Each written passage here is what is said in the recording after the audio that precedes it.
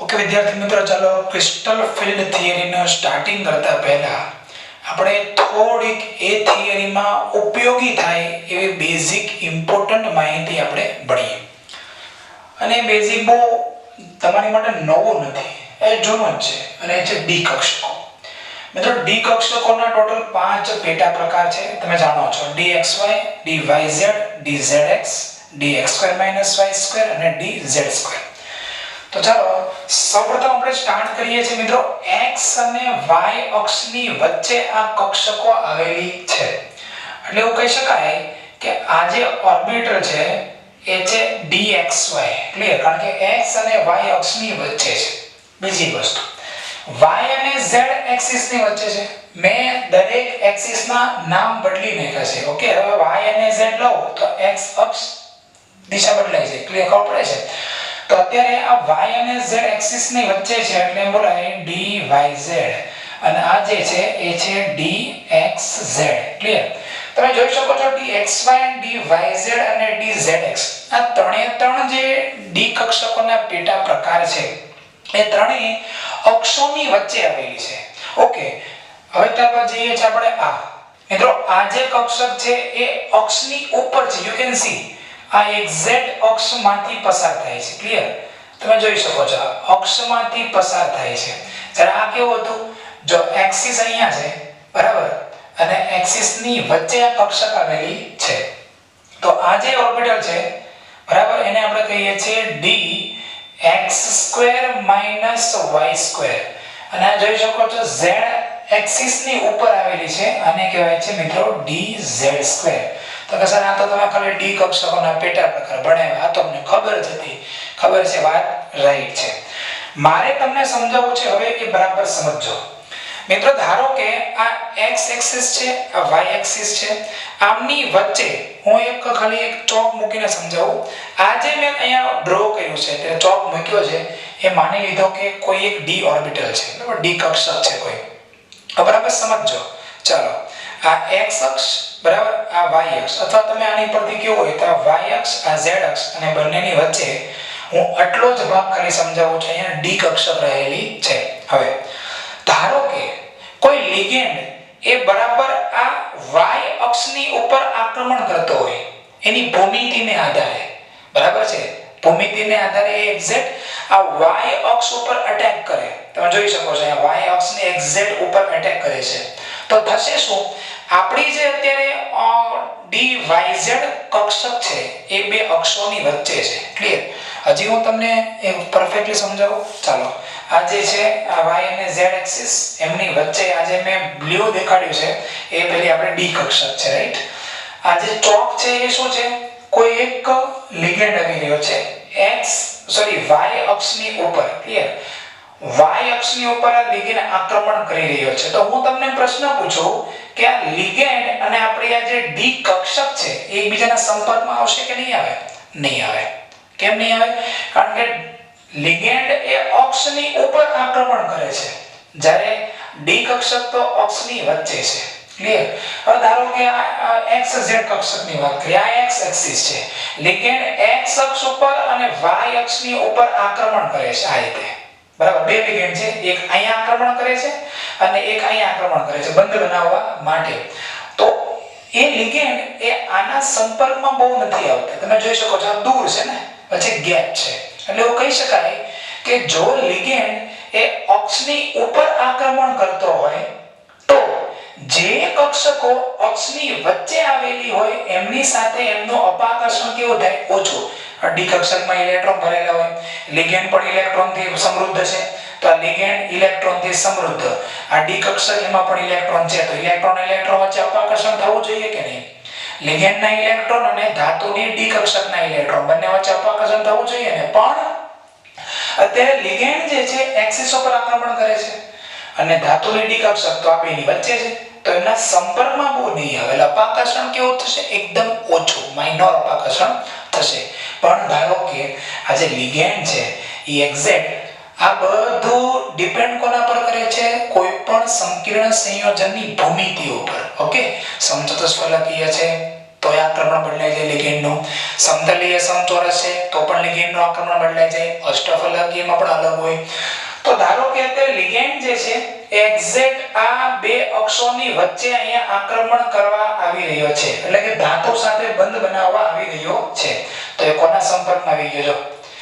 એ આ બે અક્ષની વચ્ચે જે ડી કક્ષકો હતી એના સંપર્કમાં આવે છે. ઓકે, ઇન શોર્ટ મિત્રો એવું કહી શકાય કે જો લિગેન્ડ એ અક્ષની ઉપર આક્રમણ કરતો હોય તો જે કક્ષકો અક્ષની ઉપર હોય એની સાથે વધારે અપાકર્ષણ થશે, એટલે કે સંપર્કમાં આવે. બરાબર, હું અહીં નોંધ લખું છું. બરાબર છે, ચાલો બીજી પેનથી લખાવું. જો લિગેન્ડ અક્ષો પર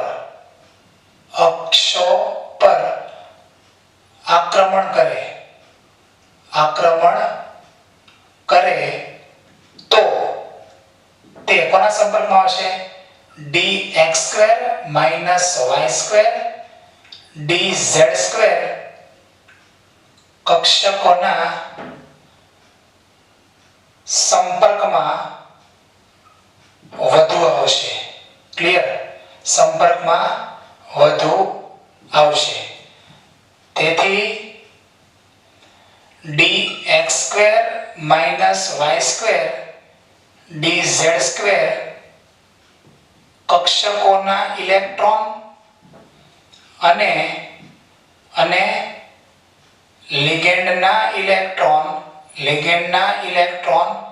વચ્ચે વધુ અપાકર્ષણ જ્યારે dxy dyz અને dzx કક્ષકો અક્ષોની વચ્ચે હોવાથી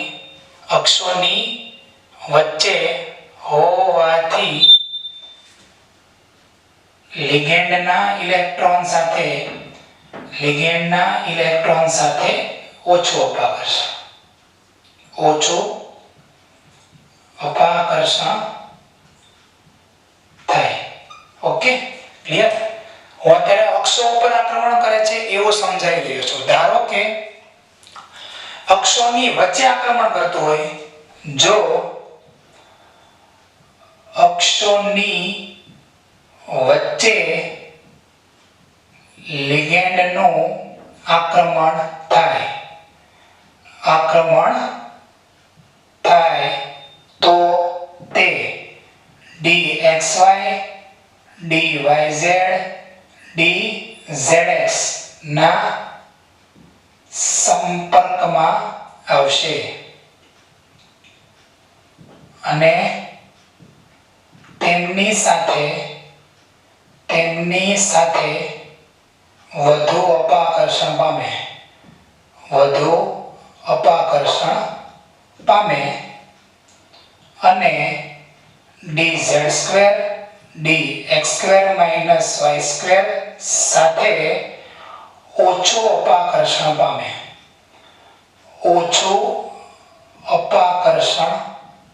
પામે. ઓકે, તો મિત્રો બહુ મહત્વનું છે.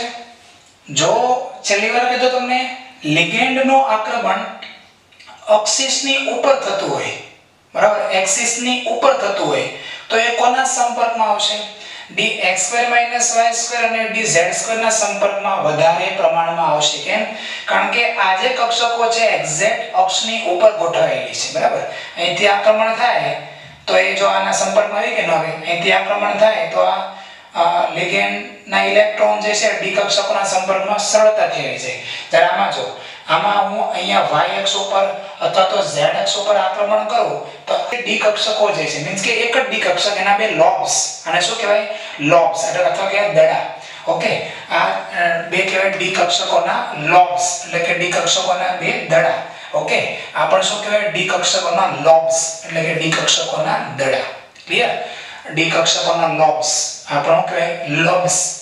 એટલે આજે લોબ્સ, આજે એટલો ભાગ છે આ કોઈને બોલાય લોબ્સ. આ બે લોબ્સ કહેવાય, આ પણ બે લોબ્સ એટલે કે બે દડા.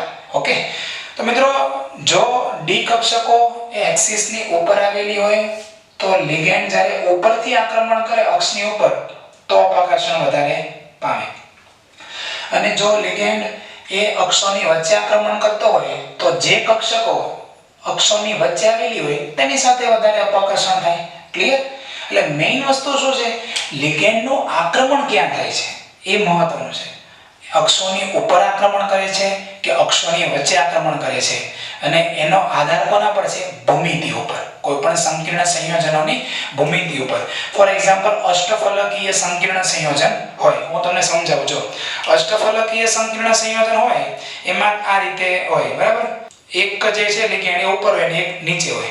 તો મિત્રો એવું કહી શકાય કે લિગેન્ડનું આક્રમણ છે અક્ષની ઉપર થાય છે. તો એક્ઝેક્ટ અહીંયા જો આ z અક્ષ, આ y અક્ષ, આ x અક્ષ, બરાબર? તો લિગેન્ડનું આક્રમણ એક્ઝેક્ટ અક્ષની ઉપર થાય. જો આ ઉપર થાય, અહીંયાથી થાય છે. તો એ કોના સંપર્કમાં વધારે આવે? આ બેના સંપર્કમાં વધારે આવે એટલે ત્યાં અપાકર્ષણ વધારે થાય. જ્યારે આ ત્રણના સંપર્કમાં ઓછો હોય એટલે ત્યાં અપાકર્ષણ કેવું થાય? ઓછું થાય. ઓકે, પણ સમચતુષ્ફલકી હોય તો બદલાઈ જાય, આનાથી બેઠે બેઠું વિરુદ્ધ થઈ જાય. જે આપણે CFT ભણીશું ત્યારે એના વિશે ચર્ચા કરીશું. ઓકે, તો આ બરાબર તમે લખી નાખો, બહુ મહત્વનું છે. આમાંથી કોઈ સવાલ નહીં પૂછે, સમજી લો.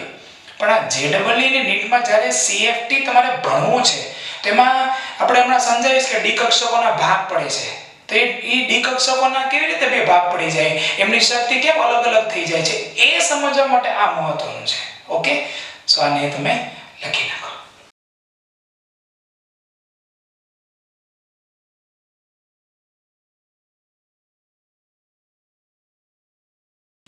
ઓકે વિદ્યાર્થી મિત્રો, તો હમણાં તમને મેં 5 ડી કક્ષકો dxy, dyz, dzx અને dx2 - y2 અને dz2 આ કક્ષકોના આકાર વિશે તમને મેં સમજૂતી આપી અને એ પણ સમજાવ્યું જે દિશામાં ડી કક્ષકોના લોબ્સ એટલે કે એના જે દડા છે એ ગોઠવાયેલા હોય એ દિશામાં જો એક્ઝેક્ટ લિગેન્ડનું આક્રમણ થાય તો અપાકર્ષણ મેક્સિમમ થાય.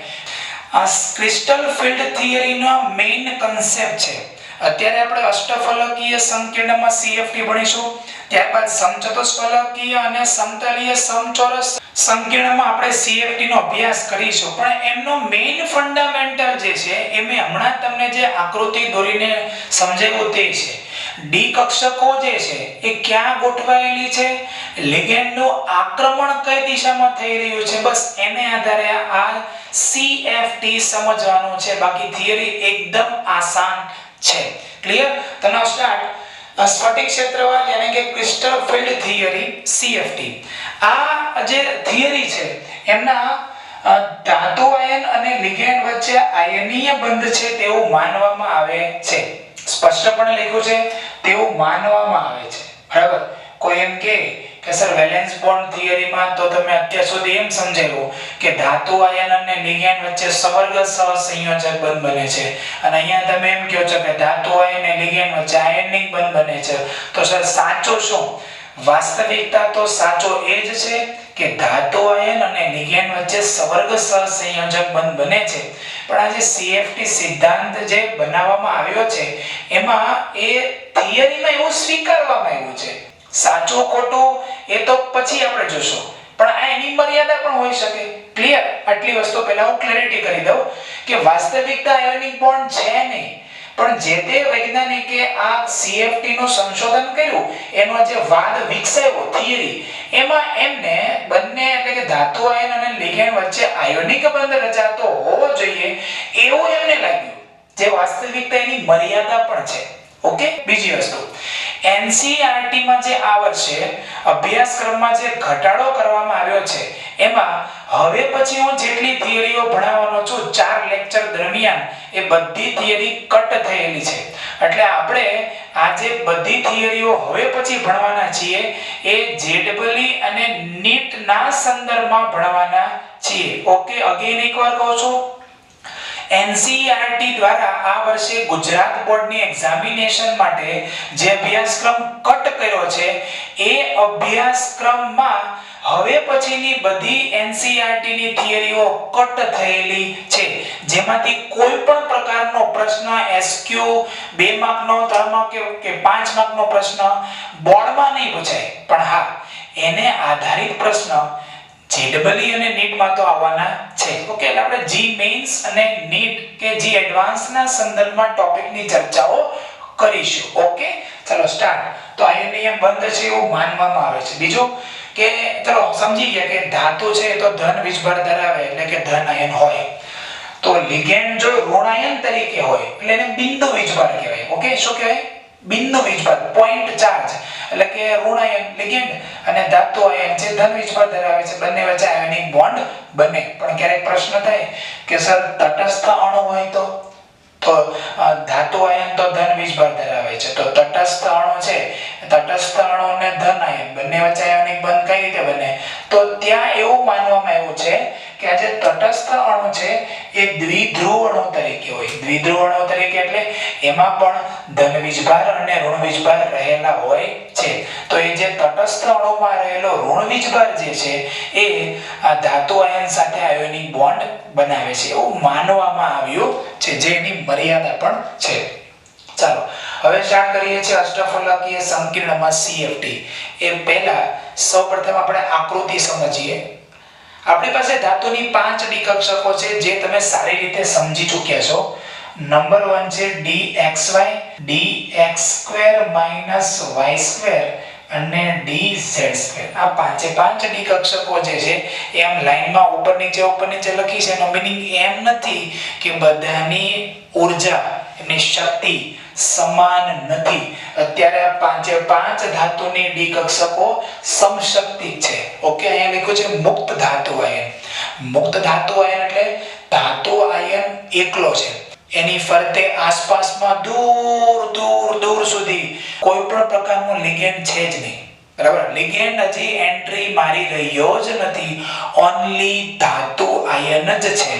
તો ધાતુ આયન હોય તો એમાં રહેલી 5 ડી કક્ષકો હોય એ બધાની ઊર્જા સેમ હોય. dxy, dyz, dzx, dx² - y² અને dz². એટલે શું બોલાય?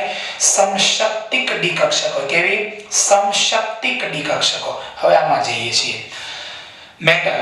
હવે અહીંયા વર્તુળાકાર ક્ષેત્ર લખેલું છે. બરાબર, તો આખું જે વર્તુળાકાર ક્ષેત્ર છે, ઓકે, એને કહેવાય ગોળાકાર સ્ફટિક ક્ષેત્ર. હવે થશે શું કે ધારો કે મારી પાસે અત્યારે આ ધાતુ આયન છે, બરાબર.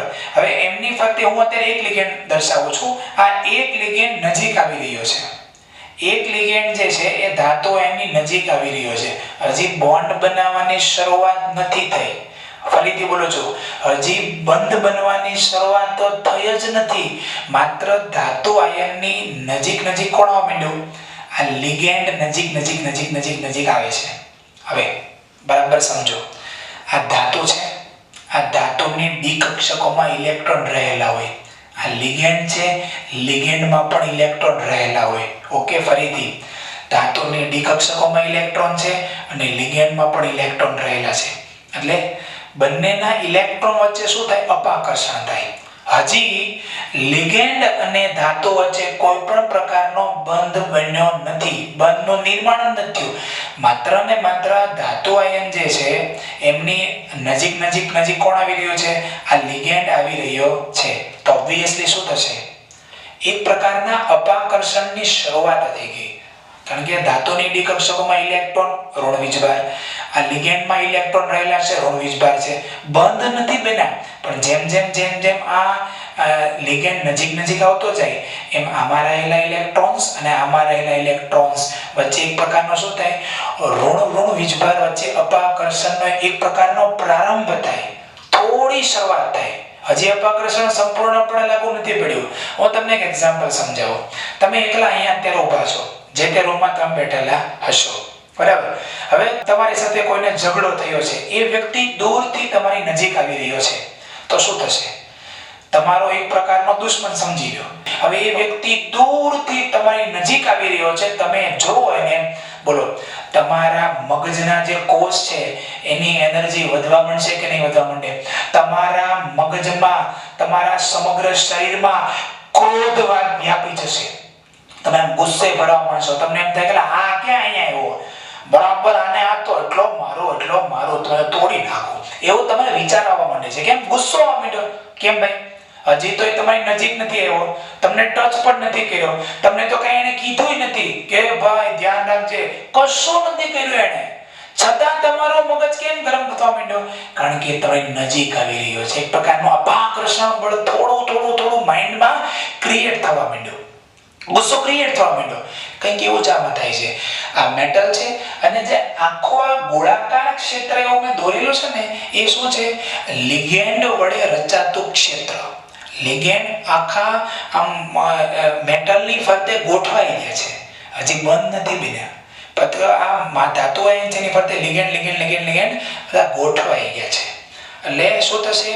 આમની અત્યારે 5 ડી કક્ષકો જે છે એમની એનર્જી વધશે. કેમ?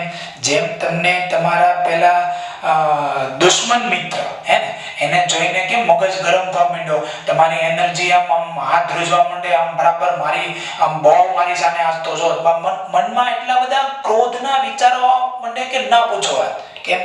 તમારા માઇન્ડની એનર્જી વધી કે ના વધી? તેવું જ અહીંયા થશે. જેવી ધાતુ આયનની આ જે છે ધાતુ આયનની ફરતે આ લિગેન્ડનો આખો વર્તુળાકાર માર્ગમાં ગોઠવાઈ જાય, તેમ શું થશે કે આ 5 ધાતુની ડી કક્ષકો છે એમની એનર્જીનું લેવલ વધી જશે. હા, હજી આ 5 ડી કક્ષકો કેવી છે? સમશક્તિક છે. આ 5 ડી કક્ષકો જે સમશક્તિક હતી, એમ અહીંયા પણ 5 ડી કક્ષકો કેવી છે? સમશક્તિક છે. એમની ઉર્જામાં હજી પ્લસ ઓર માઇનસ કશું થયું નથી. અને હવે જઈ રહ્યા છીએ આપણી થિયરીમાં સ્ટાર્ટ. આ તો થિયરી જ છે, પણ હવે મેઇન વસ્તુ આવવાની છે કે હવે શું થયું? મેટલ અને લિગેન્ડ વચ્ચે બોન્ડ બન્યા. તો કે સર તમે તો અહીંયા સવર્ગ સહસંયોજક બંધ દોર્યા છે. મિત્રો, મેં અત્યારે ખાલી અષ્ટફલકીય રચના દોરેલી છે, નો ડાઉટ સવર્ગ સહસંયોજક બંધ દોર્યા છે એ તો આપણી જૂની મેથડ મુજબ. ઓકે, તમારે તો એવું જ માનવાનું છે કે અત્યારે આમાં આયોનિક બોન્ડ રચાય છે, પણ તમારે એક જૂની પ્રણાલી મુજબ એવું કહી શકાય કે અત્યારે મેટલ અને લિગેન્ડ વચ્ચે અહીંયા બંધનું નિર્માણ થવા તરફ જઈ રહ્યું છે, અર્થાત કે બંધનું નિર્માણ થઈ રહ્યું છે. ક્લિયર? એટલે હવે શું થશે? આ લિગેન્ડ એ ધાતુ આયનની એકદમ નજીક આવી ગયો. આ લિગેન્ડ અને ધાતુ આયનની એકદમ નજીક આવી ગયા છે, તો જ આયનિક બંધ બને. અર્થાત વાસ્તવિકમાં સવર્ગ સહસંયોજક બંધ બને, પણ થિયરી મુજબ આયનિક બંધ બને. ઓકે, અને હવે આ લિગેન્ડના ઇલેક્ટ્રોન યુગ્મ અને આ ધાતુની ડી કક્ષકના ઇલેક્ટ્રોન વચ્ચે અપાકર્ષણ સ્ટાર્ટ થાય. ક્લિયર? આ લિગેન્ડ ધાતુ આયનની એકદમ નજીક આવી ગયો, એટલે હવે બંધનું નિર્માણ શરૂઆત થઈ ગઈ. એટલે શું થશે? આ લિગેન્ડના ઇલેક્ટ્રોન યુગ્મ અને ધાતુ આયનની ડી કક્ષકના ઇલેક્ટ્રોન વચ્ચે અપાકર્ષણની શરૂઆત થાય છે. ઓકે, હવે મિત્રો જો બરાબર સમજો, હું તમને એક રચના દ્વારા આ બધી બાબતોને અહીંયા સમજાવું છું. બરાબર ક્લિયર સમજજો. ઓકે મિત્રો, તો અત્યારે તમને એક અષ્ટફલકીય રચના થોડી દર્શાવી છે. એમાં ઉપરની બાજુથી લિગેન્ડ આવી રહ્યા છે, અહીંયાથી લિગેન્ડ આવી રહ્યા છે, અહીંયાથી પણ લિગેન્ડ આવે છે, અહીંયાથી પણ લિગેન્ડ, અહીંયાથી પણ લિગેન્ડ અને અહીંયાથી પણ લિગેન્ડ. ઓકે, ટોટલ આ 6 જગ્યાએથી લિગેન્ડ આવી રહ્યા છે. ઓકે, હવે ચાલો સમજો કે આ z અક્ષ છે. ક્લિયર? આ x અક્ષ છે અને આપણી આ y અક્ષ છે. સમજાય એટલી વસ્તુ? એટલે લિગેન્ડનો જે આક્રમણ છે ક્યાં થઈ રહ્યો છે? z અક્ષની ઉપરથી. કારણ કે અષ્ટફલકીય રચના છે ને, અષ્ટફલકીય રચનામાં તો આવું જોઈએ ને, આ જે એક જ સમતલમાં 4 લિગેન્ડ ગોઠવાયેલા હોય, એક લિગેન્ડ ઉપર ને એક લિગેન્ડ નીચે. ક્લિયર? એટલે અહીંયા લિગેન્ડ છે, અહીંયા પણ લિગેન્ડ જોડાઈ જશે, અહીંયા પણ લિગેન્ડ જોડાઈ જશે, અહીંયા પણ લિગેન્ડ જોડાઈ જશે, અહીંયા અને અહીંયા ટોટલ 6 જગ્યાએ લિગેન્ડ જોડાશે. અર્થાત કે અષ્ટફલકીય સંકીર્ણમાં લિગેન્ડનું જે આક્રમણ થઈ રહ્યું છે એ ક્યાં થઈ રહ્યું છે? અક્ષની ઉપર. લિગેન્ડનું આક્રમણ અક્ષની ઉપર થઈ રહ્યું છે. લિગેન્ડનું આક્રમણ અક્ષની ઉપર થઈ રહ્યું છે. લિગેન્ડનું આક્રમણ અક્ષની ઉપર થઈ રહ્યું છે, અક્ષની વચ્ચે નથી થઈ રહ્યું. સમજાય એટલી વસ્તુ? એટલે આપણી પાસે 5 ડી કક્ષકો છે, dxy, dyz અને dzx, dx2 y2 અને dz2. આ 5 ડી કક્ષકોમાંથી અક્ષની ઉપર આવેલી કક્ષકો કઈ? હમણાં સમજાવ્યું મેં તમને. બોલો જલ્દી. 5 ડી કક્ષકોમાંથી અક્ષની ઉપર આવેલી કક્ષકો કઈ?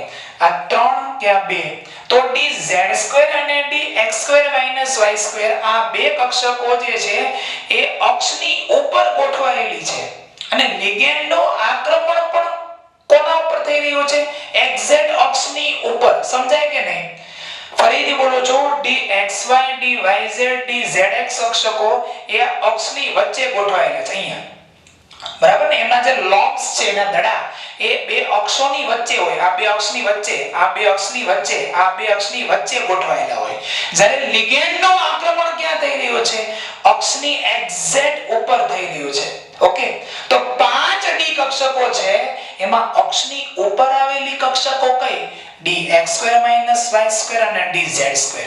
તો બોલજો લિગેન્ડ કોના સંપર્કમાં વધારે પ્રમાણમાં આવશે dx² - y² dz² આ બે કક્ષકોના સંપર્કમાં કે આ ત્રણ કક્ષકોના સંપર્કમાં બોલો જલ્દી dxy dyz અને dzx એ અક્ષોની વચ્ચે આવેલી છે લિગેન્ડ અહીંયાથી આવી રહ્યો છે અને dxy dyz ને dzx કક્ષકો ક્યાં છે અક્ષોની વચ્ચે અર્થાત કે આ લિગેન્ડ અને આ કક્ષકો કઈ કક્ષકો dxy dyz ને dzx કક્ષકો એમની વચ્ચે અપાકર્ષણ થાય પણ અપાકર્ષણની માત્રા કેવી છે એકદમ ઓછી સમજાય કે જ્યારે આ dx² - y² અને dz² કક્ષકો જે આ અક્ષની એક્ઝેક્ટ ઉપર ગોઠવાયેલી છે અને લિગેન્ડ પણ આક્રમણ અક્ષની ઉપર કરી રહ્યો છે આકૃતિ મુજબ અષ્ટફલકીય રચના અનુસાર ઓકે બધામાં એવું નહીં થાય અષ્ટફલકીય રચના અનુસાર આવું થશે કારણ કે એમાં લિગેન્ડ આ અક્ષની ઉપર જ ગોઠવાયેલા છે ક્લિયર અર્થાત આ લિગેન્ડના ઇલેક્ટ્રોન અને આ dx² - y² અને dz² કક્ષકના ઇલેક્ટ્રોન વચ્ચે અપાકર્ષણ કેવું થાય વધે અને જો અપાકર્ષણ વધે તો એનર્જી લેવલ વધે અને જો અપાકર્ષણ ઓછું હોય તો એનર્જી લેવલ ડાઉન હોય છેલ્લી વાર કઈ કક્ષકો અક્ષની ઉપર આવેલી છે dx² - y² ની dz² અહીંયા આવેલી છે અક્ષની એક્ઝેક્ટ ઉપર ક્લિયર હોય છે અહીંયા જો અક્ષની ઉપર આપવાનો હાથ છે એ અક્ષની ઉપર આવેલી dx² - y² ને આ dz² કક્ષક ક્લિયર લિગેન્ડ નું આક્રમણ ક્યાં થાય છે એક્ઝેક્ટ અક્ષની ઉપર એટલે સંપર્કમાં આવશે અપાકર્ષણ વધી જાય જ્યારે હવે જો અહીંયા જે મારી આંગળી છે એ શું છે dxy dyz ને dzx કક્ષકો અક્ષોની વચ્ચે તો લિગેન્ડ કે અહીંયાથી આવે છે અત્યારે એ તો અહીંયાથી આવે છે એટલે એમની વચ્ચે અપાકર્ષણ કેવું થશે ઓછું ક્લિયર તો મિત્રો હવે આપણે થિયરીમાં આગળ વધીએ ઓકે કારણ કે અપાકર્ષણની ચર્ચા પૂરી કરી એટલે અહીંયા સુધીનું કામ પૂરું કર્યું હવે આપણે આમાં જવું છે નાઉ સ્ટાર્ટ પહેલા તો અષ્ટફલકીય સંકીર્ણમાં CFT માં સવર્ગાંક 6 હોવો જોઈએ ભાઈ અત્યારે જે ભાષણ કરી રહ્યો છે સવર્ગાંક 6 અષ્ટફલકીય સંકીર્ણમાં લાગુ પડે બીજું ધાતુની ડી કક્ષકના ઇલેક્ટ્રોન અને લિગેન્ડના ઇલેક્ટ્રોન વચ્ચે અપાકર્ષણ થાય જેની ચર્ચા આપણે હમણાં કરી ઓકે નેક્સ્ટ અક્ષોની વચ્ચે આવેલી હમણાં ચર્ચા કરી આ અક્ષોની વચ્ચે બરાબર આ અક્ષ છે એમની વચ્ચે જે કક્ષકો આવેલી હોય કઈ dxy dyz dzx કક્ષકો અને લિગેન્ડ વચ્ચે કેવું અપાકર્ષણ થાય છે ઓછું અપાકર્ષણ કેમ કારણ કે લિગેન્ડ ક્યાં આક્રમણ કરી રહ્યો છે અક્ષની ઉપર અને કક્ષકો ક્યાં ગોઠવાયેલી છે અક્ષોની વચ્ચે તો અપાકર્ષણ કેવું થાય ઓછું અને આથી તેમની શક્તિ ઘટે છે કોના કરતા ઘટે આ જે એનર્જી હતી એની સરેરાશ એનર્જી કરતા ઘટે એટલે આ જે ત્રણ જે છે ને એ કઈ કક્ષકો છે dxy dyz અને dzx આ ત્રણ કક્ષકોની ઊર્જા એ આ 5 ડી કક્ષકોની જે ઊર્જા હતી એની સાપેક્ષે ઘટે છે કેમ અપાકર્ષણ ઓછું છે ક્લિયર આગળ જઈએ જ્યારે અક્ષો પર આવેલી dx² - y² અને dz² ક્યાં આવેલી છે અક્ષની ઉપર લિગેન્ડનું આક્રમણ ક્યાં થાય છે અષ્ટફલકીય સંકીર્ણની ભૂમિતિ અનુસાર અક્ષની ઉપર અપાકર્ષણ કેવું થાય વધારે થશે અને વધુ અપાકર્ષણ થાય આથી તેમની શક્તિ વધે છે હવે આ જે 3D કક્ષકો બની એને કહેવાય છે T2G કક્ષકો કઈ કક્ષકો T2G કક્ષકો એવું નામ પાડવામાં આવ્યું છે અને આ જે બે કક્ષકો છે dx² - y² અને dz² જેમની શક્તિ શું થઈ વધી જેમની શક્તિ આમની સરેરાશ ઉર્જા કરતા વધી, ઓકે, એમને કહેવાય છે ઈજી કક્ષકો. શું કહેવાય મિત્રો? ઈજી કક્ષકો. ઇન શોર્ટ અહીંયા થયું શું, જે આ 5 સમશક્તિક ડી કક્ષકો હતી એનો આ જે છે એ કઈ કક્ષકો છે? ઈજી. અને આ જે છે એ શું છે? T2G. તો ઈજી અને T2G કક્ષકોમાં શું થઈ ગયું? સ્પ્લિટિંગ થઈ ગયું, વિભાજન થઈ ગયું. આથી એને કહેવાય ક્રિસ્ટલ ફિલ્ડ થિયરી. શું કહેવાય? ક્રિસ્ટલ ફિલ્ડ થિયરી એટલે કે સ્ફટિક ક્ષેત્ર વિભાજન થાય છે. શું થાય છે? સ્ફટિક ક્ષેત્ર વિભાજન, અર્થાત કે આ જે 5 ડી કક્ષકો હતી એમનું વિભાજન થઈ ગયું. જોયું? અત્યાર સુધી સમશક્તિ હતી, અહીંયા ઉર્જાને આધારે વિભાજન થઈ ગયું. આમની ઉર્જા વધારે છે. ઓકે, અને હવે આ જે ઈજી ક્લિયર અને આ જે T2G છે એમની વચ્ચેનો જે આ અંતર છે એને બોલાય ડેલ્ટા O. મિત્રો O એટલે શું? ઓક્ટાહાઇડ્રલ. ઓક્ટાહાઇડ્રલ. ઓકે, અષ્ટફલકીયને ઇંગ્લિશમાં બોલાય ઓક્ટાહેડ્રલ. તો આ જે ઓક્ટાહેડ્રલ નો પહેલો શબ્દ કયો છે? O. એટલે અહીંયા લખ્યો છે ડેલ્ટા O. ડેલ્ટા એટલે વિભાજન, O એટલે ઓક્ટાહાઇડ્રલ. એટલે અષ્ટફલકીય સંકીર્ણમાં આ જે ડી કક્ષકોનો જે ઉર્જાને આધારે વિભાજન થાય છે એને જ કહેવાય ડેલ્ટા O. ક્લિયર? તો જો સમશક્તિક ડી કક્ષકોનો ઈજી અને T2G કક્ષકોમાં થતો વિભાજન ડેલ્ટા O તરીકે ઓળખાય છે. ઓકે, હવે ચાલો આમની ઉર્જા શું થઈ? આમની ઉર્જામાં શું થયો? ઉર્જામાં ઘટાડો થયો. અને જે ઉર્જામાં ઘટાડો થયો છે એ કેટલો ઉર્જાનો ઘટાડો થયો? તો અહીંયા લખીશું આપણે 2/5 ડેલ્ટા O. એટલો ઉર્જાનો ઘટાડો થશે. જ્યારે અહીંયા ઉર્જાનો વધારો થયો. કેટલો વધારો થયો? 3/5 ડેલ્ટા O. ટોટલ તમે સરવાળો કરો તો ડેલ્ટા O થઈ જવો જોઈએ. ક્લિયર? તો 3/5 + 2/5 બરાબર, સરવાળો કરો એટલે ડેલ્ટા O થઈ જાય ને.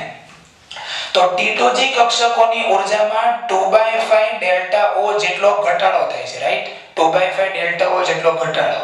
અને ઈજી કક્ષકોની ઉર્જામાં 3/5 ડેલ્ટા O જેટલો વધારો થાય છે. ક્લિયર? તો મિત્રો અહીંયા આપણે આજે ક્રિસ્ટલ ફિલ્ડ થિયરી છે એમની અડધી બાબત જે છે મેઇન કન્સેપ્ટ એ પૂર્ણ કરી. એટલું તમે સમજી લો કે અષ્ટફલકીય સંકીર્ણ હોય એમાં જે નીચે જે 3 કક્ષકો આવેલી છે એ અક્ષોની વચ્ચે આવેલી છે. લિગેન્ડનું આક્રમણ અક્ષની ઉપર થાય છે એટલે અહીં અપાકર્ષણ ઓછું થઈ ગયું એટલે એમની ઉર્જા આમની સાપેક્ષે ઘટે છે. ક્લિયર? એમને કહેવાય છે T2G કક્ષકો. તો ઉર્જામાં ઘટાડો કેટલો થયો? 2/5 ડેલ્ટા O. ક્લિયર? આ ગણતરી ઉપરથી આવેલું છે, એમાં બહુ બધા વિચારવાની જરૂર નથી. જ્યારે અહીંયા જે આ બે કક્ષકો dx² - y² અને dz², આ કક્ષકો અક્ષની ઉપર આવેલી છે અને લિગેન્ડનું આક્રમણ પણ ક્યાં થાય છે? અક્ષની ઉપર. આથી અહીંયા અપાકર્ષણ વધારે થશે. એમને કહેવાય છે ઈજી કક્ષકો. ક્લિયર? તો આ એમની ઉર્જામાં કેટલો વધારો થયો? 3/5 ડેલ્ટા O જેટલો વધારો. અને ઈજી અને T2G વચ્ચેનો જે સંપૂર્ણ ગેપ જે છે, ઉર્જાનો ફેરફાર, બરાબર, એને કહેવાય ડેલ્ટા O. ડેલ્ટા એટલે વિભાજન. કોનું વિભાજન? ડી કક્ષકોનો વિભાજન. અને O એટલે ઓક્ટાહાઇડ્રલ, અષ્ટફલકીય સંકીર્ણ. ઓકે, તો એટલી બાબતો એ તમે નોટમાં લખી નાખો, પણ heading મારજો for JEE and NEET. It is not asked in the Gujarat board examination. બોર્ડની એક્ઝામિનેશનમાં થિયરીઓ આવવાની નથી. ક્લિયર? તો આ આટલી બાબતોને તમે લખી નાખો. હજી આપણે આ થિયરીમાં આગળ જવાનું છે, પણ પહેલા આ લખી નાખો.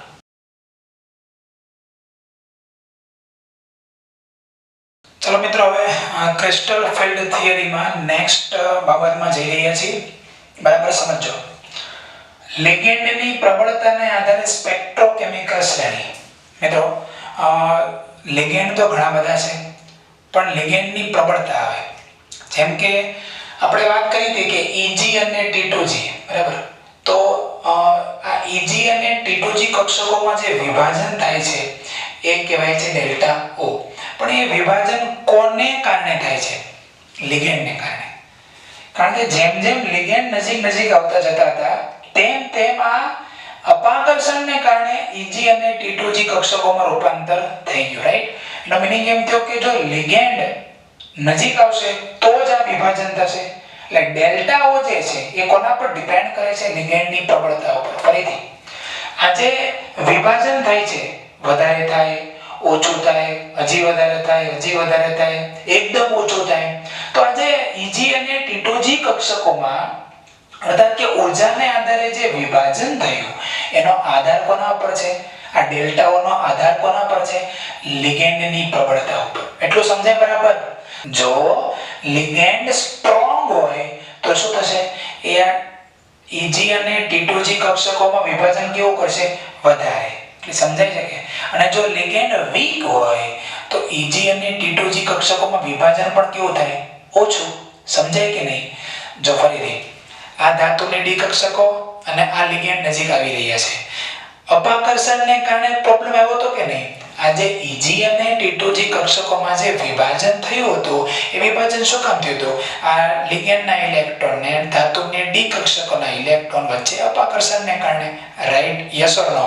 હવે સમજો તમે, જો લિગેન્ડ વધારે નજીક આવે, જો લિગેન્ડ વધારે નજીક આવી જાય તો અપાકર્ષણ કેવું થાય? વધારે. હવે લિગેન્ડ વધારે નજીક ક્યારે આવે? પ્રબળ લિગેન્ડ હોય તો કે નિર્બળ લિગેન્ડ હોય તો? એ તો મને કયો યાર, બધું હું તમને સમજાવીશ. તમે આગળના જે પ્રીવિયસ લેક્ચરમાં સમજાવેલું હતું, ચાલો એને રિપીટ કરો, માઇન્ડમાં રિપીટ કરો. કમ ઓન યાર. જો પ્રબળ લિગેન્ડ હોય તો ધાતુ એની વધારે નજીક આવે, પણ જો નિર્બળ લિગેન્ડ હોય તો ધાતુ એની વધારે નજીક ના આવે. ઓકે, હવે કન્સેપ્ટ મજબૂત કરો. જો લિગેન્ડ પ્રબળ છે તો ધાતુ એની વધારે નજીક આવે તો અપાકર્ષણ વધારે થાય. તો પછી આ Eg અને T2G કક્ષકોમાં જે વિભાજન થાય છે એ પણ એટલું મોટું થઈ જાય, બહુ વધી જાય, ગેપ બહુ વધી જાય. પણ જો લિગેન્ડ નિર્બળ હોય તો એટલો બધો નજીક ના આવે. આથી અપાકર્ષણ કેવું થશે? ઓછું. આથી જે ડી કક્ષકોનું જે વિભાજન થાય છે કેટલું થાય? એટલું થાય, ઓછું થાય. સમજાઈ ગયું? જો આ સમજાઈ ગયું ને તો આખું બોલ સમજાઈ ગયું. પણ જે અત્યારે જે હું બોલી રહ્યો છું એ ના સમજાણું તો પછી એમ લાગશે સર તમે કેટલું બધું ભણાવો છો, લાંબુ લેક્ચર ભણાવ્યા જ કરો છો સર, કેટલું બધું ડિટેલમાં જાઓ છો. ડિટેલમાં તો જઈ રહ્યા છે પણ વેરી ઈઝી છે. આ તો NCERT જ છે, બરાબર છે? ક્લિયર? ફરીથી એકવાર, લિગેન્ડ પ્રબળ, વધુ નજીક આવે, અપાકર્ષણ વધારે થાય તો ડી કક્ષકોનું વિભાજન વધારે થાય. પ્રબળ લિગેન્ડ માટે ડી કક્ષકોનું વિભાજન તો કેટલો મોટો ગેપ છે, બરાબર છે? અને જો નિર્બળ લિગેન્ડ હોય તો અપાકર્ષણ ઓછું થાય, આથી ડી કક્ષકોનું વિભાજન પણ કેટલું થાય? ઓછું. ક્લિયર? તો હવે આ જે વિભાજન જે કરે છે લિગેન્ડ, ઓકે, ડી કક્ષકોનો, એને આધારે મેં ક્રમ લખેલો છે, ઓકે, જેને કહેવાય છે સ્પેક્ટ્રોકેમિકલ શ્રેણી. શું કહેવાય છે? સ્પેક્ટ્રોકેમિકલ શ્રેણી. ઓકે, એમાંથી જે આ પ્રથમ રોમાં જે બધા દર્શાવેલા છે લિગેન્ડ કેવા છે? Weak ligand. કેવા છે? આ બધા અહીંયા સુધીના વીક લિગેન્ડ, એકદમ વીક. નીચેની જે રોમાં દર્શાવેલા છે આ બધા કેવા લિગેન્ડ છે? Strong ligand. અને આ જે વચ્ચે દર્શાવેલા જે છે એ બધા કેવા લિગેન્ડ કહી શકાય? Border line ligand. કેવા? Border line. બોર્ડર લાઇન એટલે શું? નિર્બળ અને પ્રબળની વચ્ચેના મધ્યમ વર્ગ જેને કહેવાય. આ એકદમ ગરીબ વર્ગ, બિલો પોવર્ટી લાઇન, BPL કાર્ડ. આ ખૂબ જ રીચ, આખી જે લાઈન છે બધા રીચ પર્સન છે. હા, અબજોપતિ, કરોડપતિ. અને આ જે બધા છે એ તમારી મારી જે મોટે ભાગે એ બધા મધ્યમ વર્ગના કહેવાય. ક્લિયર? ઓકે, તો ચાલો આટલું સમજ્યા બાદ હવે આ આખો જોઈએ I Br SCN Cl S-2 sulphide, F NO3OH ethanol, oxalate, O-2 oxo, H2O NCS આઇસોથાયોસાઇનેટ. જો આ છે થાયોસાઇનાઇડ, જેને આપણે લિગેન્ડની ભાષામાં બોલે થાયોસાઇનેટો, અને આ આઇસોથાયોસાઇનેટો જેને આપણે કહીએ છીએ થાયોસાઇનેટો N. એ આઇસોથાયોસાઇનેટ. ક્લિયર? પછી EDTA-4 એમોનિયા. એમોનિયા બે વાર છે, એનો મીનિંગ ભાઈ બોર્ડર લાઇન છે. આ બોર્ડર લાઇનની એકદમ એન્ડમાં આવ્યો અને આ સ્ટ્રોંગની શરૂઆતમાં આવ્યો. સમજી ગયા? એટલે આમાં બહુ કેમિકલ લોચા આવશે. એમોનિયા યુક્ત સંકીર્ણ હોય એમાં ક્યારે એવો અપવાદ હોઈ શકે કે સ્ટ્રોંગ લિગેન્ડ તરીકે ના વર્તે અને વીક લિગેન્ડ તરીકે વર્તતો હોય, અને મોટાભાગના કેસમાં એ સ્ટ્રોંગ લિગેન્ડ તરીકે વર્તે. કેમ? કારણ કે બોર્ડર લાઈન ઉપર છે. ક્લિયર? ઓકે. પછી પીવાય પેરિડીન, ઈએન ડાયપિરિડીન, ફિનાઇલ બેન્ઝીન ચક્ર, પછી NO2 -1 નાઇટ્રો, CN- અને સૌથી સ્ટ્રોંગમાં સ્ટ્રોંગ કોણ? Carbonyl, CO, strongest ligand, very strongest ligand, એકદમ સ્ટ્રોંગ લિગેન્ડ. આનાથી સ્ટ્રોંગ લિગેન્ડ આપણે અભ્યાસક્રમમાં ભણવાનો નથી. ઓકે, ચાલો. હવે આપણે જે અત્યારે આ લિગેન્ડો બધા ભણ્યા સ્પેક્ટ્રોકેમિકલ શ્રેણી, એને આધારે ZEE અને નીટમાં તો પ્રશ્ન પૂછાય છે. ઓકે, તો મેં જે અહીંયા અંડરલાઈન કરેલી છે, બરાબર, જો I- થી F- સુધી, પછી એક આ OH-, પછી એક ઓક્ઝેલેટ, પછી આ 2, પછી આ 2, પછી આ 1 અને આ 3, એમની માટે એક ચાવી બનાવી છે. ઓકે, સ્ટાર્ટ કરીએ છીએ. આઈબ્રો, હાઈબ્રો એમ નહીં, આઈબ્રો આવું છે. આઈબ્રો, I એટલે I-, બ્રો એટલે Br-. આઈબ્રો થાકેલા છે. આઈબ્રો થાકેલા એટલે શું આવે? ઊંઘ આવે. આઈબ્રો થાકેલા છે, એકદમ આમ ઢળી જાય, આમ ધીમે ઊંઘ આવે ને, તો આઈબ્રો થાકેલા છે. એમાં થા એટલે થાયોસાઇનેટો, થાયોસાઇનેટ પણ કહી શકાય, અને કેલે એટલે થાકેલા એટલે Cl-. ઓકે, આઈબ્રો થાકેલા છે. I-, Br-, SCN- અને Cl-.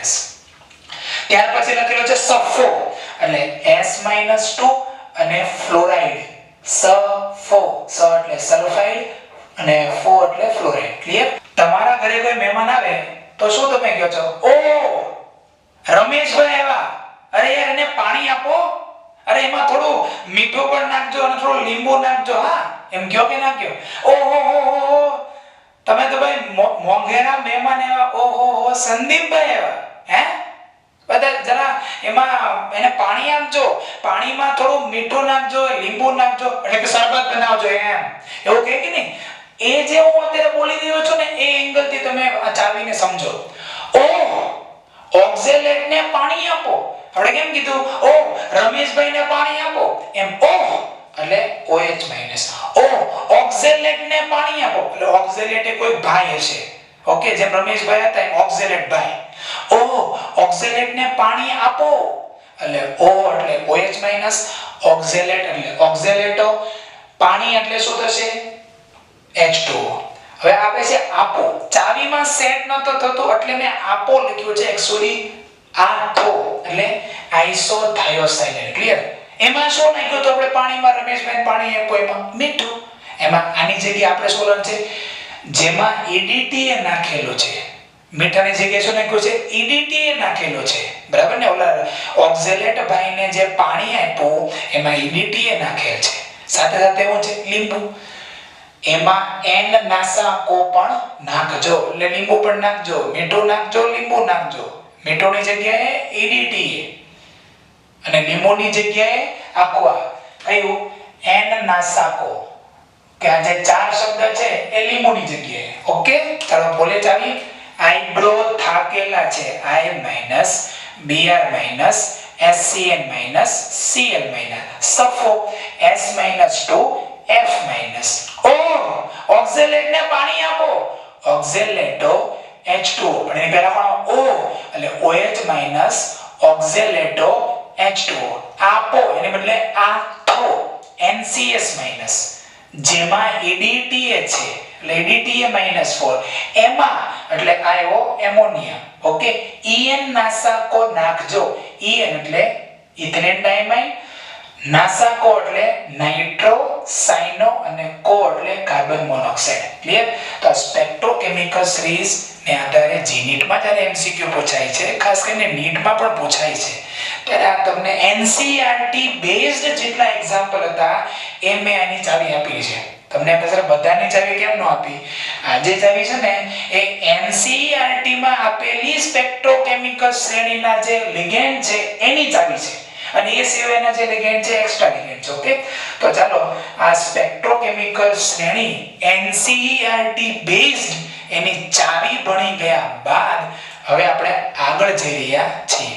ઓકે, જો અષ્ટફલકીય સંકીર્ણમાં ધાતુ આયનની ડી કક્ષકોમાં કેટલા ઇલેક્ટ્રોન હોય? 1 2 અને 3. 1 2 and 3. ધારો કે 3d1 છે તો સંકીર્ણ સંયોજન એમાં ભણી રહ્યા છે તો ડી કક્ષકમાં 1 ઇલેક્ટ્રોન છે. ચાલો હવે એમાં આપણે એ ઇલેક્ટ્રોનને ભરવાના છે, કારણ કે ડી કક્ષકો તો છે જ, તો ઇલેક્ટ્રોનને ભરવાના. તો 1 ઇલેક્ટ્રોન હોય, જો આ જસ્ટ ફોર જાણકારી છે, તમે જે હમણાં આગળનો બોર્ડ આપણે લખ્યું તમે એની નીચે અહીંથી સ્ટાર્ટ કરજો. ઓકે, જે રાઉન્ડ કરો છો અહીંથી સ્ટાર્ટ કરીને અહીંયા સુધી લખવાનું છે. વચ્ચે શું કામ કર્યું છે એ તમને આ સમજાવવા માટે. ઓકે, આ તમારે જે કન્ટિન્યુ થિયરી ચાલી રહી છે એમાં લખવાની જરૂર નથી. ચાલો, ડી કક્ષકમાં 1 ઇલેક્ટ્રોન હોય તો તમે એને ક્યાં ભરશો? ઉપર કે નીચે? નિયમ શું છે? હંમેશા ઇલેક્ટ્રોન નીચી ઉર્જાવાળી કક્ષકમાં દાખલ થાય. ઓકે, આઉફબાઉનો નિયમ. ઇલેક્ટ્રોન સૌપ્રથમ નીચી ઉર્જાવાળી કક્ષકમાં દાખલ થાય એટલે પહેલા 1 ઇલેક્ટ્રોન મારે અહીંયા ભરી નખાય. એટલે ઇલેક્ટ્રોનના શું બોલાય? T2G1. શું બોલાય? T2G1. હા, T2G1.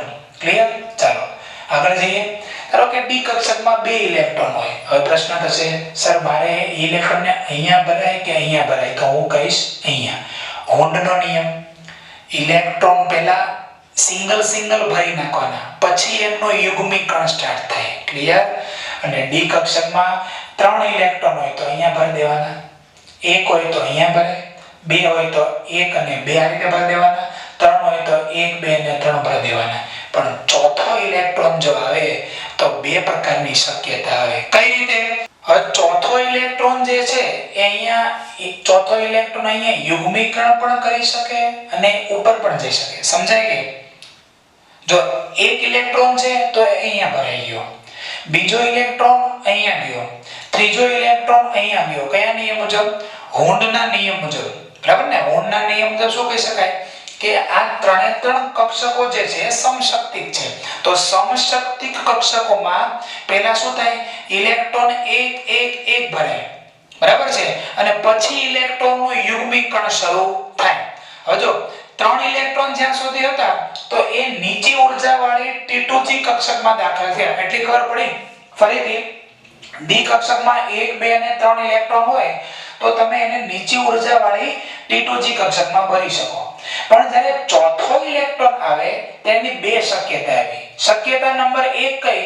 કે ચોથો ઇલેક્ટ્રોન જે છે એ અહીંયા જ ભરાય. એટલે કે આ ઇલેક્ટ્રોન અથવા ત્રણમાંથી કોઈ પણ 1 ઇલેક્ટ્રોન સાથે યુગ્મીકરણ કરે. કારણ કે 3 જે કક્ષકો જે છે એની ઉર્જા તો સેમ છે અત્યારે. તો 3માંથી કોઈ પણ 1 ઇલેક્ટ્રોન સાથે એનું યુગ્મીકરણ થઈ જાય. આ એક શક્યતા. બીજી શક્યતા કઈ છે? કે ચોથો ઇલેક્ટ્રોન ઉપરની Eg કક્ષકમાં દાખલ થાય. આ 2 શક્યતાઓ રહેલી છે. તો નાઉ સ્ટાર્ટ. ડી કક્ષકોમાં 1 2 કે 3 ઇલેક્ટ્રોન હોય તો તેની ગોઠવણી નીચી શક્તિવાળી T2G કક્ષકમાં હોન્ડના નિયમ મુજબ થાય છે. ક્લિયર? પણ જો D4 હોય એટલે કે ડી કક્ષકમાં 4 ઇલેક્ટ્રોન હોય તો 2 શક્યતાઓ છે. શક્યતા નંબર 1, ચોથો ઇલેક્ટ્રોન T2G કક્ષકમાં યુગ્મીકરણ પામશે. એટલે T2G કક્ષક હતું એમાં કોઈ પણ 1 ઇલેક્ટ્રોન સાથે એનું યુગ્મીકરણ થઈ જાય. અને બીજી શક્યતા કઈ છે? ચોથો ઇલેક્ટ્રોન યુગ્મીકરણ ઊર્જા અવગણીને Eg કક્ષકમાં જશે. મિત્રો જો આ 1 2 અને 3 ઇલેક્ટ્રોન છે, રાઈટ? હવે ધારો કે આમાં ઇલેક્ટ્રોનનું યુગ્મીકરણ થયું. ધારો કે યુગ્મીકરણ થાય છે તો બંને ઇલેક્ટ્રોન છે, ઇલેક્ટ્રોન વચ્ચે અપાકર્ષણ થતું હોય તો આ ઇલેક્ટ્રોનની પેર એટલે કે એનો યુગ્મ ત્યાં રહી શકે સ્થાયી અવસ્થામાં, એ માટે કેટલી ઊર્જા જોઈએ? એને કહેવાય યુગ્મીકરણ ઊર્જા P. ક્લિયર? ફરીથી કહું છું, આ જે ઇલેક્ટ્રોનનું યુગ્મ થાય કે નહીં યુગ્મીકરણ, તો એ જે ઇલેક્ટ્રોનનું કપલ જે બને છે એ બંને ઇલેક્ટ્રોન ઋણ વીજભારિત છે, અપાકર્ષણ થાય તો એ ઇલેક્ટ્રોન ત્યાં સ્થાયી અવસ્થામાં રહી શકે એ માટે કેટલીક એનર્જી જોઈએ. એને કહેવાય યુગ્મીકરણ ઊર્જા P. તો એવું થઈ શકે કે આ જે ઇલેક્ટ્રોન ચોથો છે એ ડાયરેક્ટ ઉપર ચાલ્યો જાય એટલે કે અહીંયા યુગ્મીકરણ ન પામે, એવું પણ થઈ શકે. હવે આ શક્યતા થશે કે આ શક્યતા થશે એનો આધાર કોના પર છે? ડેલ્ટા ઓ અને પી ના મૂલ્ય ઉપર. ડેલ્ટા ઓ એટલે Eg અને D2G કક્ષકો વચ્ચેનો આ ગેપ, ઓકે, અને P એટલે યુગ્મીકરણ ઊર્જા. એ બંનેના સાપેક્ષ મૂલ્યો ઉપર આધાર રાખે છે, ઓકે. જેનો મૂલ્ય પ્લસ ઓર માઈનસ વધારે કે ઓછો હોય એને આધારે ઇલેક્ટ્રોન ઉપર નીચે ભરાઈ શકે. સમજાય કે નહીં એટલી વસ્તુ ક્લિયરલી? ફરીથી કહી દઉં એકવાર, ડી કક્ષકોમાં 1 2 કે 3 ઇલેક્ટ્રોન હોય તો એ ક્યાં દાખલ થાય? નીચી ઊર્જા વાળી T2G કક્ષકમાં દાખલ થાય. પણ જો 4 ઇલેક્ટ્રોન હોય તો એ નીચે આ કોઈ પણ એક ઇલેક્ટ્રોન સાથે યુગ્મીકરણ પણ પામી શકે અથવા એ ઉપર પણ જઈ શકે. હવે તો કે સર આવું D4 માં થાય, D5 હોય તો એટલે ભાઈ D5 માં પણ એવું થાય, D6 D7 D8 આ બધામાં પછી એમાં સમજવાનું તમારે. ક્લિયર? D8 D9 અને D10 એમાં કોઈ ટેન્શન નથી, એમાં તો ફિક્સ જ આન્સર આવી જશે, ઓકે. અત્યારે સમજતા નથી એના વિશે, પણ પ્રોબ્લેમ ખાલી એવું છે D4 D5 D6 અને D7 આમાં જ આ વસ્તુ સમજવાની હોય છે કે ઇલેક્ટ્રોન નીચે જાય કે ઇલેક્ટ્રોન ઉપર જાય, ઓકે. ચાલો, તો અત્યારે D4 ની વાત ચાલી રહી છે કે ચોથો ઇલેક્ટ્રોન ક્યાં જશે? નીચે યુગ્મીકરણ પામશે કે ઉપર જાય? તો એનો આધાર કોના પર છે? ડેલ્ટા ઓ અને પી. પી એટલે શું? આ ઇલેક્ટ્રોન નો યુગ્મ જાળવી રાખવા માટે જરૂરી ઊર્જા એટલે કે યુગ્મીકરણ ઊર્જા. અને ડેલ્ટા ઓ એટલે શું? ડેલ્ટા ઓ ને કહેવાય Eg અને T2G કક્ષકો વચ્ચેનો ગેપ, ઓકે. ડેલ્ટા ઓ.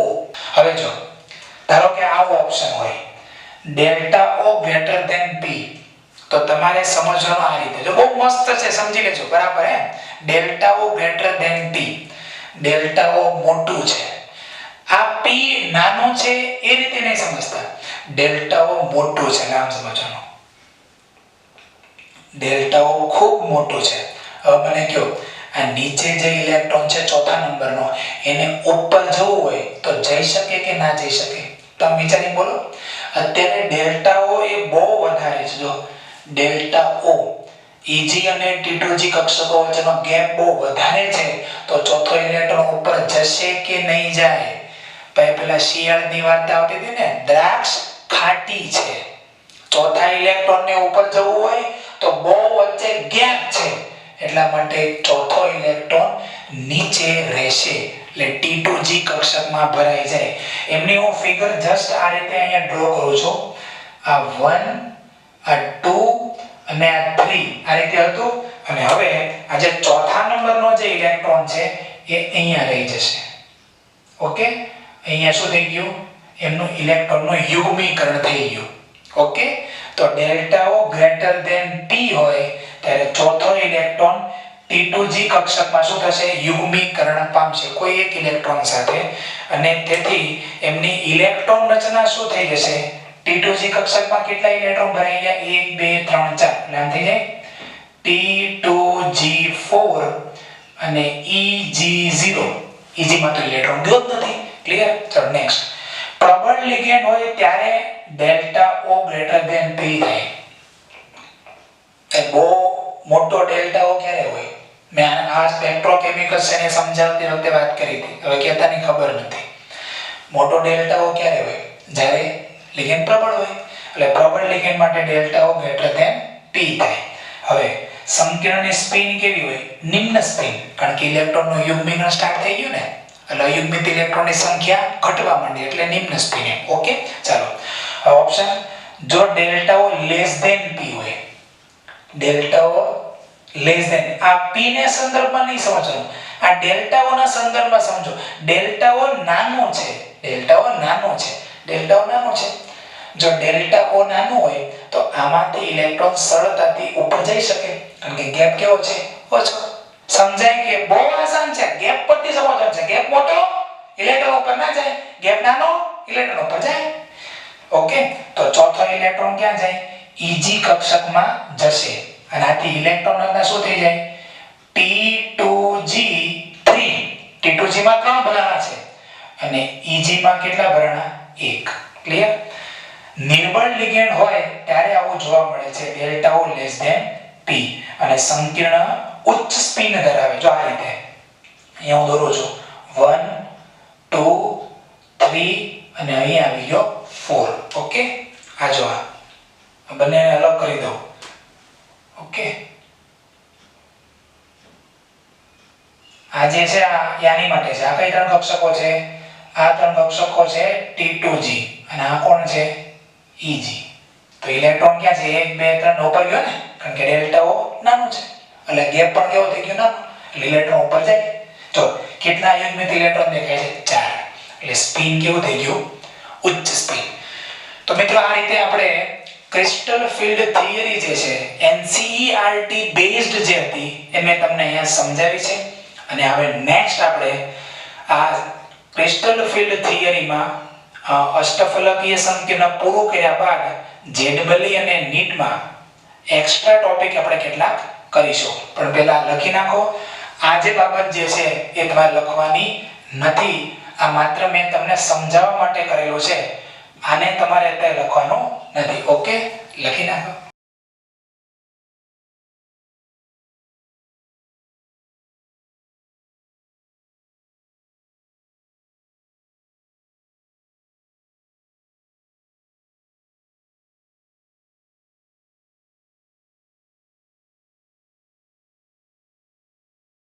ઓકે વિદ્યાર્થી મિત્રો, ચાલો આજનો લાસ્ટ ટોપિક લઈ લઈએ. CFSE. મિત્રો CFSE એટલે ક્રિસ્ટલ ફિલ્ડ સ્ટેબિલાઇઝેશન એનર્જી. આના ઘણા પ્રશ્નો જેડબલી નીટ બંનેમાં આવી ચૂક્યા છે. ઘણા પ્રશ્નો તમને કોઈ પણ એક સંકીર્ણ સંયોજન આપી દેશે અને પ્રશ્ન પૂછશે કે આ સંકીર્ણ સંયોજન માટે CFSE મૂલ્ય ફાઇન્ડ કરો. તો ઓબ્વિયસલી સંકીર્ણ સંયોજન જે છે એમાં કોઈ ધાતુ આયન હશે, બરાબર? એની ઇલેક્ટ્રોન રચના અને ઇલેક્ટ્રોન રચનામાં D1 D2 D3 D4 D5 થી D10 સુધી ઇલેક્ટ્રોન રચના હશે. બે ઓપ્શન આવે, લિગેન્ડ પ્રબળ છે કે નિર્બળ લિગેન્ડ છે, બરાબર? એને આધારે આપણે કામ કરવાનું થશે. જે આગળ પણ આપણે અભ્યાસ કરી ચૂક્યા છીએ, પ્રબળ લિગેન્ડ, નિર્બળ લિગેન્ડ. પણ હવે અત્યારે અહીંયા CFT ને આધારે કામ કરવાનું છે. ક્લિયર? તો CFSE એટલે કે crystal field stabilisation energy. Okay, એટલે કે જે આખો સ્ફટિક ક્ષેત્ર વિભાજન થાય છે ડેલ્ટા O, પછી એમાં ઇલેક્ટ્રોનના યુગ્મ બનાવવા માટે આપણે યુગ્મિકણ ઊર્જા આપવી પડે, યુગ્મિકણ ઊર્જા P. ઓકે, તો આ એક્ચ્યુઅલી ડેલ્ટા O અને P બંનેના સરવાળાને શું કહેવાય? ક્રિસ્ટલ ફિલ્ડ સ્ટેબિલાઇઝેશન એનર્જી એટલે કે CFSE. કણિક ઊર્જા ડેલ્ટા O એટલે કે સ્પ્લિટિંગ એનર્જી, સ્પ્લિટ કરવા માટે, કક્ષકોનું વિભાજન કરવા માટે જે એનર્જી જોઈએ તે, બરાબર? જેનો એનર્જીનો તફાવત હોય તે. અને બીજું છે યુગ્મીકરણ ઊર્જા. આ બંને સરવાળો કરી નાખો એટલે શું મળી જાય? CFSE. બહુ ઈઝી છે, એકદમ ઈઝીએસ્ટ ઓફ ધ ઈઝી ટોપિક છે. ઓકે, તો એનું સૂત્ર છે -2/5 ગુણ્યા T2G માં રહેલા ઇલેક્ટ્રોનની સંખ્યા. આપણે વાત કરી હતી કે આ ત્રણ કક્ષકો નીચે જાય છે, બરાબર? એની ઊર્જામાં કેટલો ઘટાડો થાય? 2/5 ડેલ્ટા O. એટલે મેં લખ્યું છે -2/5. આ ખાલી માત્ર એક લીટર નથી, -2/5, બરાબર? એની એનર્જીનું મૂલ્ય છે. ઓકે, ગુણ્યા T2G માં રહેલા ઇલેક્ટ્રોનની સંખ્યામાં જેટલા ઇલેક્ટ્રોન ભરાણ એના ગુણ્યા કરી નાખો, વત્તા 3/5 ગુણ્યા Eg માં રહેલા ઇલેક્ટ્રોનની સંખ્યા. Eg એટલે કઈ? આ, બરાબર ને? આમાં ઊર્જાનો વધારો થતો હતો. કેટલો વધારો થાય? 3/5 ડેલ્ટા O જેટલો વધારો થાય. ક્લિયર? એટલે આવી ગયું 3/5. હવે આ ઊર્જાનો વધારો, અહીંયા ઊર્જાનો ઘટાડો, બેનો તમે સરવાળો કરી નાખો એટલે તમને ડેલ્ટા O મળી જશે. ક્લિયર? અને એમાં યુગ્મીકરણ ઊર્જા P ગણી દો. જો આવતી હોય તો ઉમેરવાની, નથી આવતી તો 0. ઓકે, ચાલો. હવે 2/5 એટલે 2/5 એટલે -0.4 અને 3/5 એટલે 0.6. આપણે આ ફોર્મ્યુલાનો યુઝ કરવાનો થશે. ક્લિયર? આપણે આ ફોર્મ્યુલાનો યુઝ કરવાનો છે. CFSE. This is the formula. Very easy. શું? -0.4 ગુણ્યા T2G માં રહેલા ઇલેક્ટ્રોનની સંખ્યા પ્લસ 0.6 ગુણ્યા Eg માં રહેલા ઇલેક્ટ્રોનની સંખ્યા, બ્રેકેટ ઓવર બ્રેકેટની બહાર ડેલ્ટા O અને વત્તા P. P એટલે યુગ્મિકરણ ઊર્જા. એટલે સ્ટાર્ટ. સૌપ્રથમ આપણે લઈએ છીએ D1. હવે તમને ખબર છે D1 જ્યારે આવે ત્યારે લિગેન્ડ પ્રબળ હોય કે નિર્બળ કોઈ ફેર પડતો નથી. એટલે લખો છો લિગેન્ડ પ્રબળ હોય કે નિર્બળ હોય, લિગેન્ડ પ્રબળ હોય કે નિર્બળ હોય, બંને કિસ્સામાં શું થશે? CFSE બરાબર, ચાલો બ્રેકેટમાં -0.4. મિત્રો હવે D1 હોય, આ ખાલી જસ્ટ ફોર જાણકારી છે, દોરવાની જરૂર નથી. ત્યારે એક ઇલેક્ટ્રોન ક્યાં ભરાય? T2G માં. તો -0.4 ગુણ્યા 1 પ્લસ આ 0.6 ગુણ્યા EG કક્ષકમાં તો કોઈ ઇલેક્ટ્રોન છે જ નહીં, એટલે અહીંયા લખશું 0. ઓકે, બહાર આવશે ડેલ્ટા O પ્લસ. મિત્રો P એટલે યુગ્મિક ઉર્જા. જો ઇલેક્ટ્રોનનું યુગ્મ બને તો જેટલા ઇલેક્ટ્રોનના યુગ્મ બને એટલી સંખ્યા લખી નાખો. તો અહીંયા તો ઇલેક્ટ્રોનનું યુગ્મ બન્યું જ નથી, એટલે અહીંયા લખશું 0. તો મિત્રો અને CFSE ની વેલ્યુ આવશે -0.4 ડેલ્ટા O. ક્લિયર? ચાલો નેક્સ્ટ જઈએ છીએ મિત્રો D2. હવે D2 છે, આમાં પણ લખું છું લિગેન્ડ પ્રબળ હોય કે નિર્બળ હોય, લિગેન્ડ પ્રબળ હોય કે નિર્બળ હોય, બંને કિસ્સામાં ચાલો શું લખશો બંને કિસ્સામાં? CFSE is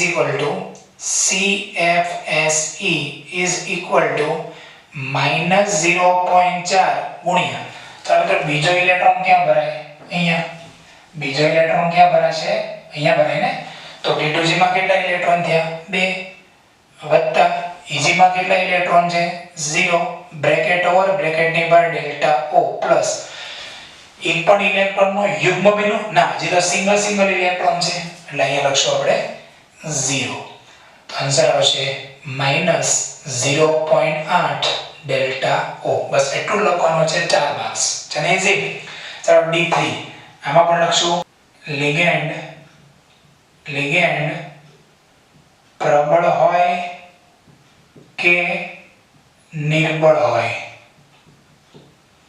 બંને કિસ્સામાં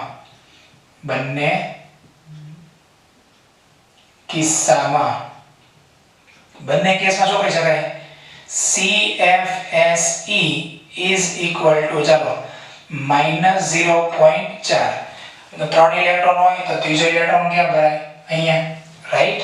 એટલે -0.4 ગુણ્યા 3 પ્લસ 0. બરાબર ને? EG માં તો કોઈ ઇલેક્ટ્રોન છે જ નહીં, ડેલ્ટા O પ્લસ એક પણ ઇલેક્ટ્રોનની જોડ બની ના, એટલે અહીંયા આવશે 0. તો આન્સર આવશે -1.2 ડેલ્ટા O. ક્લિયર? ચલો નેક્સ્ટ જઈએ છીએ. હવે એવું D4. તો તમે આગળ ભણ્યા તો એમ D4 માં બે ઓપ્શન લેવા પડે, પ્રબળ લિગેન્ડ છે કે નિર્બળ લિગેન્ડ છે. તો પહેલો ઓપ્શન લઉં છું નિર્બળ લિગેન્ડ અને કઈ રચના હોય? D4. તો ચાલો નિર્બળ લિગેન્ડ હોય તો ઇલેક્ટ્રોન ક્યાં જશે? ઉપર જશે. અહીંયા જાય ને એક ઇલેક્ટ્રોન, એટલે ઇલેક્ટ્રોનના શું થાય? T2G માં 3 ઇલેક્ટ્રોન અને EG માં 1 ઇલેક્ટ્રોન. નિર્બળ લિગેન્ડ એટલે ગેપ કેવો હોય? નાનો. તો ચોથો ઇલેક્ટ્રોન ઉપર જાય. તો લખીએ CFSE is equal to, ચાલો -0.4 ગુણ્યા કેટલા ઇલેક્ટ્રોન છે અહીંયા? 3 પ્લસ 0.6 ગુણ્યા 1 ઇલેક્ટ્રોન દાખલ છે ને 1. ઓકે, બ્રેકેટની બહાર ડેલ્ટા O પ્લસ 0. કેમ? હજી એક પણ ઇલેક્ટ્રોનનો યુગ્મ બન્યો નથી. આન્સર આવશે મિત્રો -1.2 પ્લસ 0.6 ડેલ્ટા O. ક્લિયર? એનો આન્સર થઈ જશે -0.6 ડેલ્ટા O. ક્લિયર? બહુ આસાન છે. પણ ધારો કે મિત્રો બીજો ઓપ્શન લઈએ છીએ પ્રબળ લિગેન્ડ. બીજો ઓપ્શન લઉં છું પ્રબળ લિગેન્ડ અને D4 ઇલેક્ટ્રોન રચના હોય તો શું થશે? અહીંયા ડ્રો કરી નાખો. 1 2 3 અને ચોથો ઇલેક્ટ્રોન શું બનાવશે? અહીંયા યુગ્મ બનાવશે. આ પણ થઈ ગયું અત્યારે T2G. બરાબર છે? તો તારે શું લખશું? CFSE બરાબર, ચાલો 0.4 ગુણ્યા T2G માં કેટલા ઇલેક્ટ્રોન ભરાઈ ગયા? 4 ઇલેક્ટ્રોન ભરાઈ ગયા વત્તા Eg માં કોઈ ઇલેક્ટ્રોન છે? અહીંયા ઉપર શું હશે? Eg. તો Eg માં તો કોઈ છે જ નહીં એટલે Eg માં લખશું આપણે 0 ડેલ્ટા O પ્લસ અહીંયા ઇલેક્ટ્રોનની એક જોડ બની એટલે શું લખશું? P. એક જોડ બની ને એટલે P લખશો, બે જોડ બને તો 2P. ઓકે, તો આનો આન્સર આવશે -1.6 delta O plus P. Okay, તો અત્યારે આ ચાર ડી કક્ષકોમાં 4 ઇલેક્ટ્રોન ભરાયેલા હોય તેના એક્ઝામ્પલ દ્વારા મેં CFSE સમજાવ્યું છે. હજી હું તમને D5, D6, D7, D8, D9 અને D10 આના એક્ઝામ્પલ નેક્સ્ટ લેક્ચરમાં આપવાનો છું. ઓકે, તો આજનો લેક્ચર આપણે પૂર્ણ કરીએ છીએ મિત્રો. આશા રાખું છું કે આજના લેક્ચરમાં બરાબર તમે રિપીટ કરીને પણ આ જે લેક્ચર છે એને બરાબર સમજશો અને એને આધારે JEE અને NEETમાં સારામાં સારા માર્ક્સ કવર કરશો. ઓકે મિત્રો, bye bye, stay at your home, be safe and be alert. Okay, good bye.